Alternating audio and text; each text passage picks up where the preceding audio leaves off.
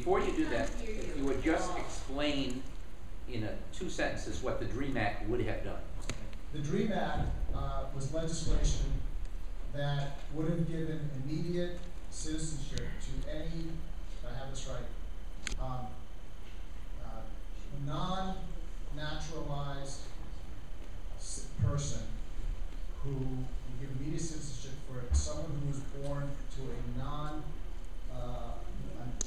illegal immigrant in the United States, provided they did one of 2 things: graduated from college or served in the military. Yeah. I think that's what it's defined as.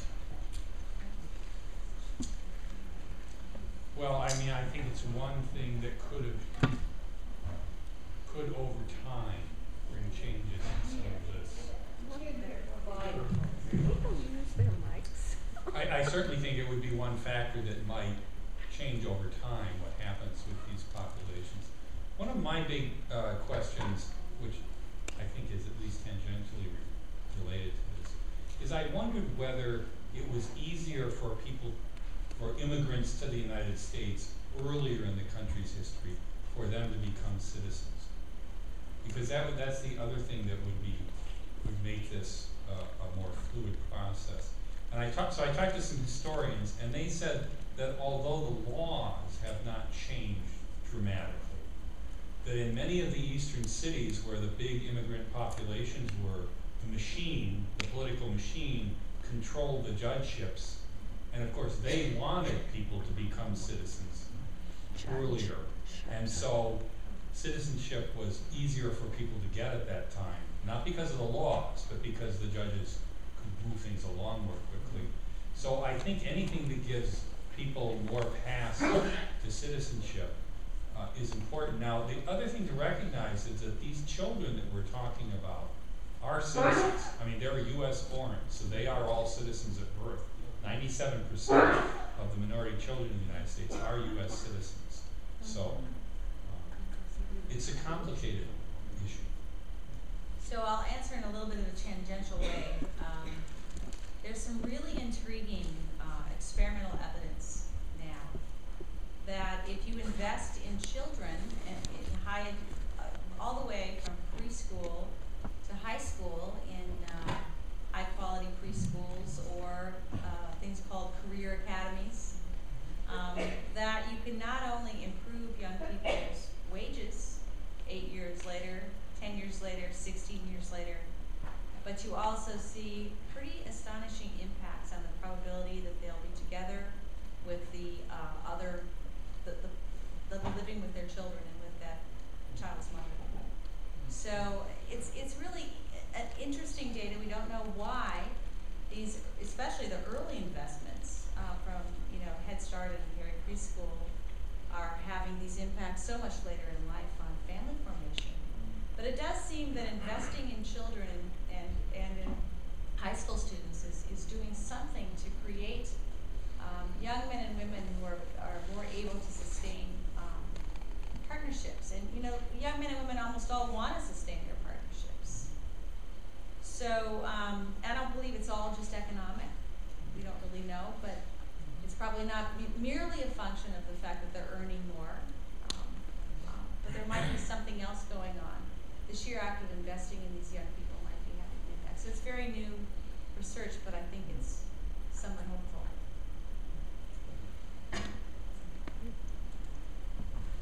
I was struck by the slide that showed that Asians had the highest educational level of all the groups, and that got me thinking about the impact of cultural values for each of the various groups and how that's also impacting what's happening here. So for Asians, it's very high value in education. My understanding of Hispanic groups, at least years ago, I don't know if this is still true, that there was a lot of status associated with having kids. So that was the way that you kind of arrived and be recognized by the community. I don't know if that's still true, but my thinking is if these various groups are bringing their cultural backgrounds to the United States, and a group that has a different, perhaps cultural value than the overall white culture is going to become the majority. I'm just wondering how that's going to impact things and how that should be addressed. I think there are 2 points there.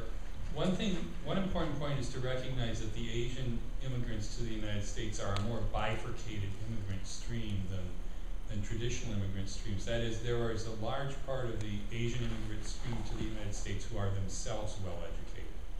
And so they are coming already as well educated adults, and we know well that well educated adults pass that pressure for more education onto their own children. So that's one reason that the Asian population is different.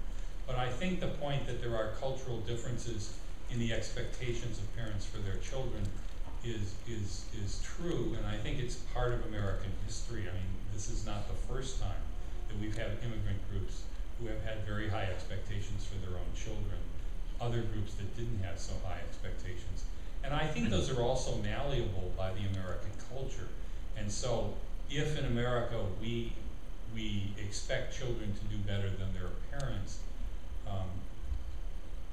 it's not just their own parents who are going to have an effect on them, but the culture that they're in as well. And so I think those are 2 things that we could work on to make things better as well. But I think you have a good point. This is more of a question about the data, so Dr. Johnson. How are the children of intermarriages counted in the data, and is it statistically significant? And is there a possibility that in previous years those interracial children would be considered typically considered white, whereas now they may be more likely to identify themselves with a minority? The whole question of how people identify themselves has changed quite significantly. I mean, that's a good question. Until 2000, it was not possible for anyone to identify themselves as being of more than one racial group. Only in the 2000 census did we allow people to identify themselves as being in a multiracial or biracial person. And also birth certificates, although they vary from state to state, generally it's the mother's race that is the basis on which the child is classified. Now that's changed in some states, but certainly changes in how people perceive themselves, because all of this is self-reported data, is going to be a factor in how we look at those. And by the way, I classified multiracial children in that other category. They're still a relatively small part of the American population, but they're a part that's growing. So how people identify themselves is a very important issue. It has changed over time. If we were looking at longer historical trends, it would be a very significant concern. It is a concern here, but I don't think that identification issues are going to obscure the major points that I was trying to make. But it's a good point. I had a question actually about, I was surprised at the number of women that had second children after the first child was 5, the repeated pregnancies. And I'm wondering, what part does birth control play in each of these different cultures? Because it's just surprising to me that once you had a baby, that's not really a mistake. These women are continuing to choose to have children. Yeah. So if you go in and talk to these moms and dads, we interviewed whites, blacks, and Latinos in 7 cities, but primarily in Philadelphia, Chicago, Milwaukee, and New York. If you ask moms about this question, the first thing they'll tell you is that while their babies weren't exactly planned, they weren't accidental either. And if you get underneath that narrative, what you realize is there's just a tremendous desire for a child that's completely absent, almost completely absent, at least on my campus. If you ask my 18, 19-year-old students if they're thinking about children, they look at like from Mars, but it's a very real and pervasive desire among both young men and young women in low-income communities, white, black, and Latino. And in fact, I told you I was 30 when I had my first child, and my co-author, Marie Falls, was 31, and when she announced to a group of young mothers that she was pregnant, there was a dead silence, and finally one of the moms said, "Oh, the doctors were wrong." In other words, she must have, had an infertility why she had waited till she was 31 to have a baby. And we got all kinds of these sort of comments. So I think there are very big class differences, which supersede actually, or are more important than racial and ethnic differences in this desire to have a child in the sense that it is normative at a younger age. The second thing is that once that first child is born, a lot of other norms kick in, like you want your children to be spaced fairly close together, and you want your child to have a sibling. We know that the average total fertility rate for women with only a high school degree or less has declined dramatically over time, about 5 children to just over 2 children. So it's not as if less educated women and unmarried women are having huge numbers of children. They're having less than 2.5, okay, about 2.2 to 2.3. And of course, more educated women are having less than replacement, so thank goodness for the less educated, or we'd be in big trouble. But they do tend to pay attention to things, just mundane things like spacing. And so that begins to drive the narrative more. But also, having children by the age of 25 is considered to be normal, and behaving like middle class people is abnormal. One other point I was struck by when you were talking, doing your presentation, was that the other time when there have been large numbers of children that were not necessarily expected but were not wanted was during the baby. Yeah. And it's also a time when fertility was very early. So When? during the baby boom. 1946 to 1964. I wonder, before we go to you, I really have a pressing question. And I fear I know the answer. And I'm hoping I'm wrong. We have these kids who are growing up in what you call the unstable, complex relationships. Do we have any information yet about how these children thrive relative to children who are either born to older parents or born into the stable, non-complex relationships? How are they doing in school? How do they do in terms of their employment? Do we know anything about that? Well, the data are relatively new because only a couple of data sets have enough of such children in them, and follow them closely enough and ask the right kinds of questions and collect the right measures. The best data source is, of course, the Fragile Family Survey. Those kids are now about to be interviewed at age 13.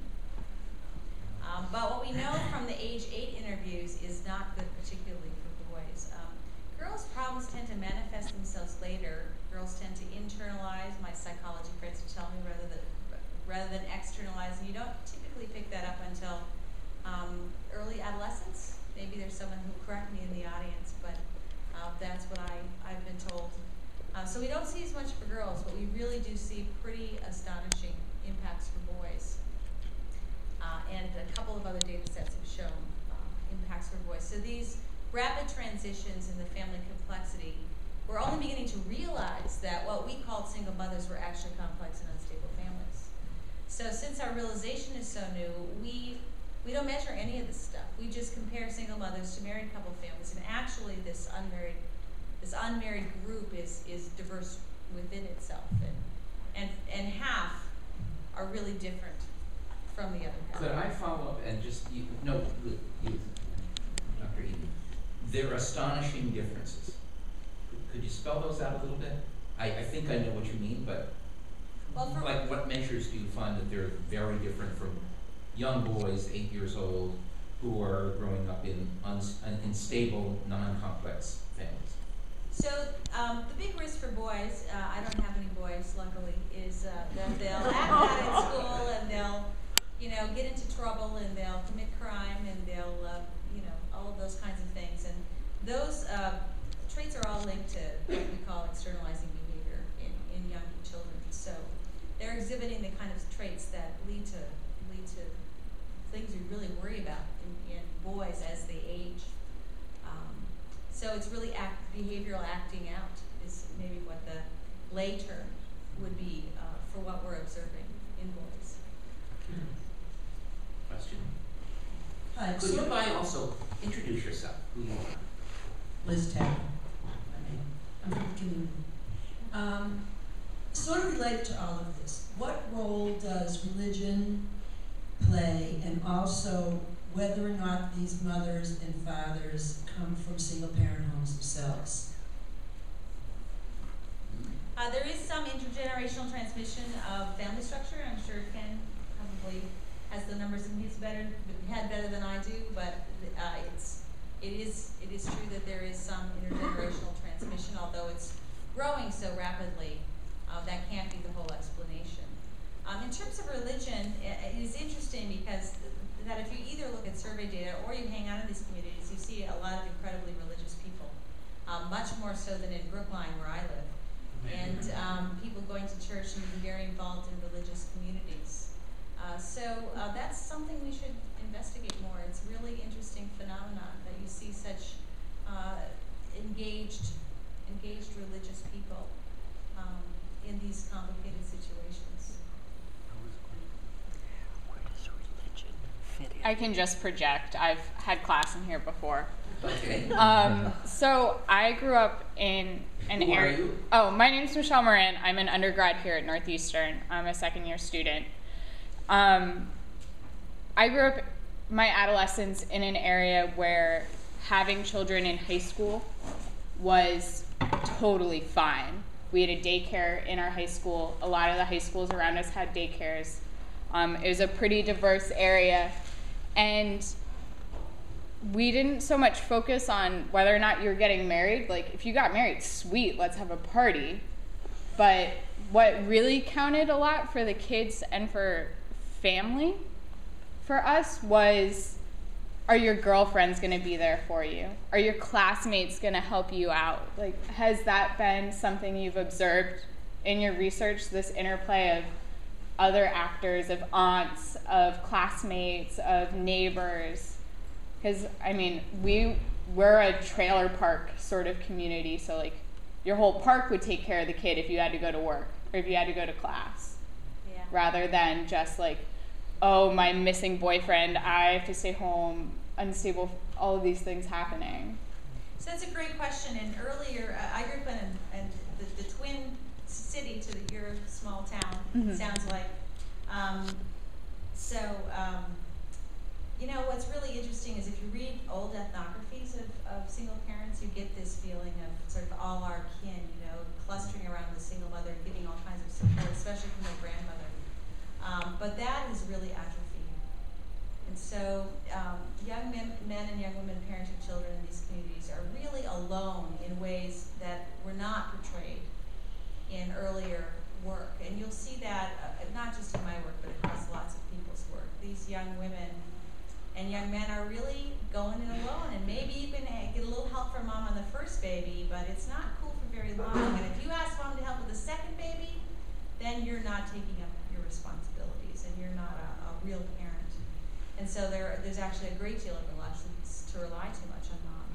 As far as girlfriends, you know, if I were to choose one, I lived in America's core city doing this research for 2.5 years, Camden, New Jersey, with my family. And if I would choose one word to characterize my experience there, it would have been mistrust.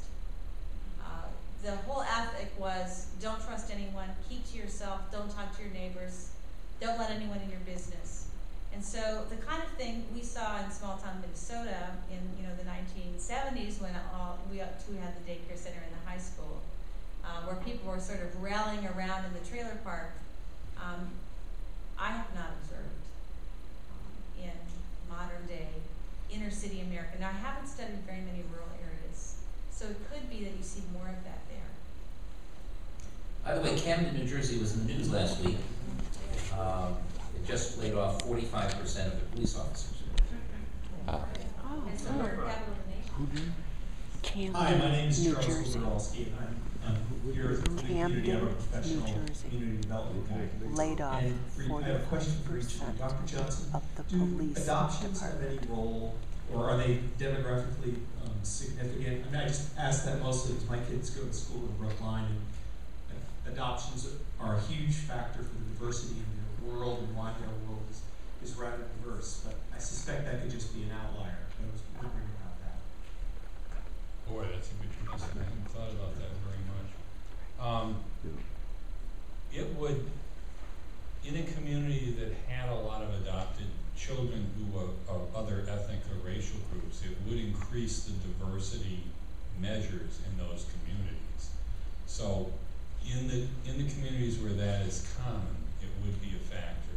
I'm not sure how widespread that would be. That I just don't know how widespread. No, I just think it's an interesting thing. It is an interesting question. Because when the parents get together, it's very white, and then when you look at all the kids, it's incredibly diverse. But I think it's not. But Dr. Edin, for you, I just think, wow, so much of the kinds of social programs and policies that someone like me implements are quickly going to be irrelevant or aren't going to work. I mean, this is it's scary actually. I mean, so I'm wondering, I'd like to hear a little more about some of the things that you're seeing that we should be, how we change or think about working with family policy when there's a whole new definition of I'm just thinking, I'm going to leave this room tonight thinking differently about my work, and so that's kind of wild. I'd love your thoughts on that. Thank you. Well, that's exciting. Sarah McClanahan, who's a demographer at Princeton, and I have convened a task force around this very question. We're going to meet in about 3 weeks. And we've identified 3 kinds of strategies. One we call outside of the house, and these are experimental research or quasi-experimental research that's shown that things you wouldn't necessarily think would influence couples' ability to stay together, which of course 80% of them want to do,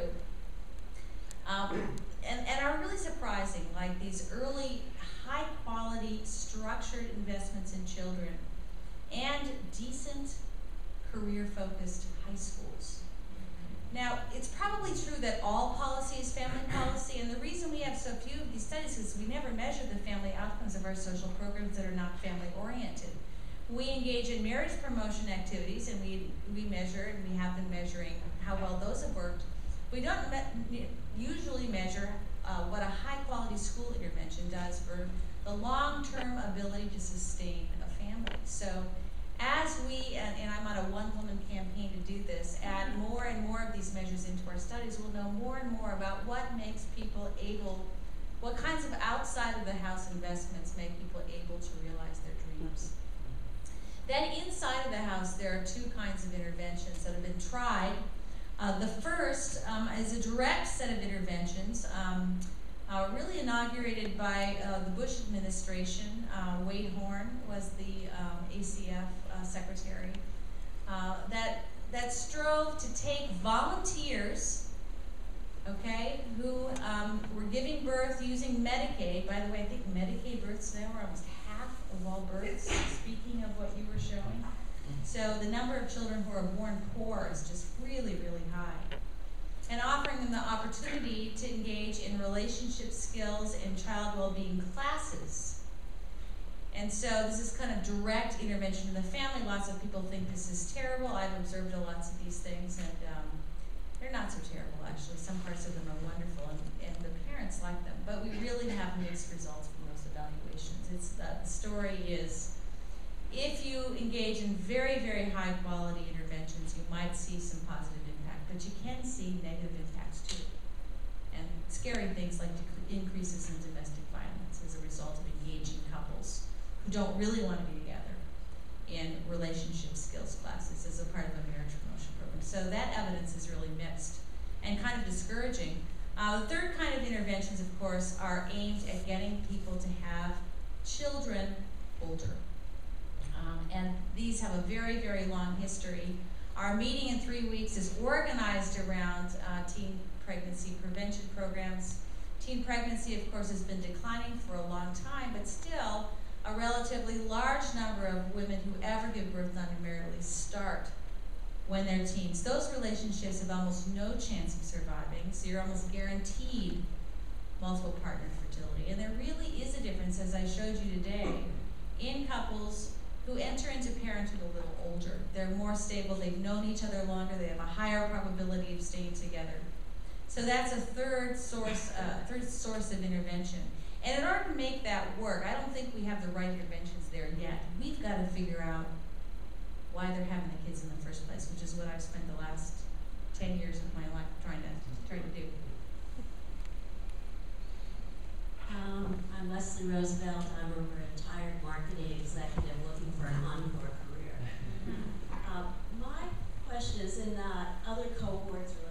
middle class or well-educated parents, they split up, divorce, they remarry, they have instability and complexity in all of those relationships too.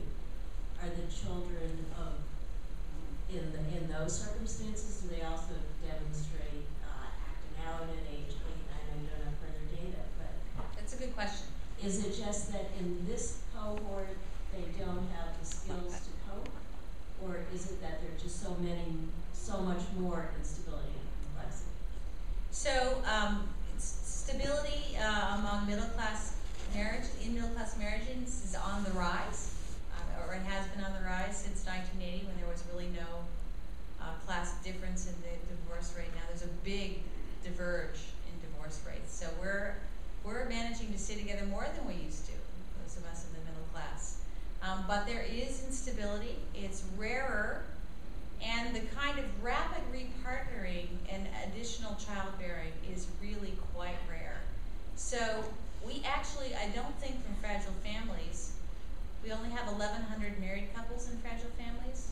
I don't think enough of them fall into this unstable and complex category for us to know whether those kids would fare as badly. Of course, they're, these marital kids have a lot more money, and perhaps there's more extended family support, so it could be quite a different story. It could be this interplay of disadvantage and complexity and instability. So it's a great question, but we don't have the data. Hi, my name is Franco, senior economics major at Northeastern. This is specifically for Professor Johnson, but definitely feel free to chime in also. It's regarding immigration, really, because so I lived in LA for quite a bit, and as you had mentioned, the population growth in the United States, contrary to popular belief, is still a result of natural births in the United States versus a growing immigrant population. My question is, do these natural births, I can't help but see, a lot of it are from the Hispanic population. Are these a result of immigrants having children in the United States? And if so, by how much? And then I guess something that that Professor Edin can answer is, I'm thinking about how if you transpose, or I don't know how you call it, put your map on top of Professor Johnson's map, there seems to be an interplay in terms of the income levels of the population, and are they immigrants or ethnic minorities? So is there some trend to both, how many children the immigrants are having, and also is there a tendency for lower income immigrants to, Well, the question you were asking me about are a significant proportion of the growth of the child population, the minority child population, a function of immigration. Immigration is a factor in the number, particularly of Hispanic children in the United States. The Pew Center, which is the leading center on Hispanics in the United States, estimates that the proportion of Hispanic children born to immigrants is probably peaking now, and that it will become a smaller proportion of the child population in the future. And partially that's because the large number of immigrants, Hispanic immigrants that came to the United States beginning in the 1970s and 80s, those children who are American born have now grown up and are beginning to produce children of their own. And so the belief is that the number of children to immigrants is probably peaking right now and will become less and less a factor. More of them will be born of U.S. parents in the future. So they are a significant part of the population. Roughly about 60% of the children, Hispanic children who are born in the United States, have at least one foreign-born parent right now. But that proportion is going to diminish in the future. Now again, to say that 60% have at least one foreign-born parent would mean that they have at least one native-born. It's about 40% have 2 US-born parents, about 20% have 1 foreign-born parents, the other 40% have 2 foreign-born parents. But again, we think that's just peaking right now. So it is a factor, but not all that's going on. We have time for maybe 1 or 2 more questions. Jed Schwartz from Somerville. I was wondering whether both of you used randomly selected national samples, and then there's the second part. The question was, did either of you study in vitro or artificially inseminated children? That is, children who are artificially conceived. And did you study same-sex parents? Did you have any data on any of those at this point? Well, I mean, to answer your the big question about whether it's a randomly selected sample, the data that I presented today was essentially population estimates that would have been a combination of birth and death data from vital statistics, which would be all of the births and deaths in the United States, and updated versions of the 2000 census, which would have been a complete count of the U.S. population. So something that we rarely have an opportunity to look at. Some of the data is from the ACS, the American Community Survey, which is a random sample of the U.S. population.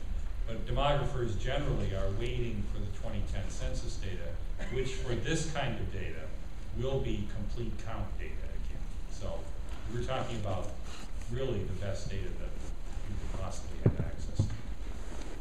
I was drawing from 2 surveys, National Survey of Family Growth and the Fragile Family Survey. The first is nationally representative. The second is representative births to women in large cities. But we weighted it to reflect population of the nation as a whole. In the qualitative studies, I talked about data from 3 different qualitative studies. One of those 3 actually has a stratified random sample of the Fragile Family Survey, and the other are non-random. Where's the Fragile Families? Oh, 40 different funders. Okay. And 1 last question. Okay. Russ Heckel, I'm with the Commonwealth Corporation here in Massachusetts. We do a lot of workforce development. A couple of years ago, I had the opportunity to interview several hundred people around their education and occupational skills and direction in their lives. And young people were a particular part of the study. So I interviewed several hundred, mostly in groups. And what struck me was that where I met most of these young people were in GED classes and other types of alternative educational programs designed to help people, in particular, find their way perhaps into a community college or some other occupational pathway. But what struck me was, to your point, Dr. Edin, about the narrative, is that most of the folks who I met and talked with in these programs were young women. Most had 1 child, many had 2 or 3. But their narrative was, I had children early, mostly in my middle to late teens. Now I'm in my early to mid 20s, and education now matters a great deal to me for 2 reasons. 1, I assume I'm going to be the primary breadwinner and supporter of my children, and B, because I recognize now that for both myself and my kids, my educational attainment, my educational status will really matter over the course of my life and their life. So what I was struck by, as contrast to your students who say, you know, childbirth before 30 would be tantamount to, you know, something akin to going nuts. They'll have their children later. These women were saying, okay, fine, I'm a mother, I have these children, I am taking responsibility, and now I'm creating a narrative for myself that is largely around education. So, A, I wonder if that resonates with your findings, and B, does that in fact, back to your point about externalities, suggest that indeed the investments, even in the teenage years, even into the early 20s, in programs that really help people transition from low skill, low wage into at least middle skill, middle wage jobs is really important, Yeah, so particularly for these parents. children are a huge motivator, and the kind of narrative you're telling is really quite common. I wish it was more common for young men. I think the desire is there, but there are a lot of additional barriers. Incarceration is one of them. But again, you can get an education if you're in jail as well. I mean, you can't in most U.S. prisons, but theoretically it would be possible if we thought it was a politically palatable thing to do, which we don't as an American public. But children are really are a magic moment for young people to do things they would not ordinarily do, and can really be a turning point. Young women often point to children as a turning point. David Elwood, my dean, tells me that there is actually some data to suggest that it really is a turning point for young women. But it's incredibly hard, of course, to do all this when you have children, so that's the other side of the story. You've made it tougher on yourself. So we've got to figure out how to facilitate those dreams. And I think the Gates Foundation is doing a lot of work in that, innovative work in that area around community colleges. But what are we going to do about young men? We've got to figure out a way to serve them. And so many of our social service systems are built around the caretakers of children that they often exclude young men. Or they assume that when a baby is born, that baby only has a mother, and they serve the mother and the child and not the father. Behind every non-marital birth is a fragile family, not a single mother. And if our service delivery systems were set up differently to treat these children as parts of fragile families, I think we could engage men in really powerful ways, because their motivation is incredibly high as well. Well, I want to thank our two guest lecturers tonight, Ken Johnson.